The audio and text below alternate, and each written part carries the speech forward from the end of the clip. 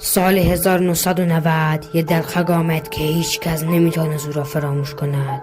او هنوز در شهر گشت میزند. نامش پنیوایز است. او قربانیان را انتخاب میکند و در مکان‌های غیر منتظره ظاهر میشود. هیچ کس نمیداند دفعه بعد کی ناپدید خواهد شد. شاید همین الان اون نزد شماست. اگر شجاع هستی فقط نگاه کن و ببین که چه چیزی در انتظار توست. میخوای حقیقت کامل پنیوایز و داستان ترسناک او رو ببینی؟ ویدیو کاملش در کانال من هست. سال 1990 یه دلخگ آمد که هیچ کس نمیتونه او را فراموش کند. او هنوز در شهر گشت میزند. نامش پنیوایز است. او قربانیان را انتخاب میکند و در مکان‌های غیر منتظره ظاهر میشود. هیچ کس نمیداند دفعه بعد کی ناپدید خواهد شد.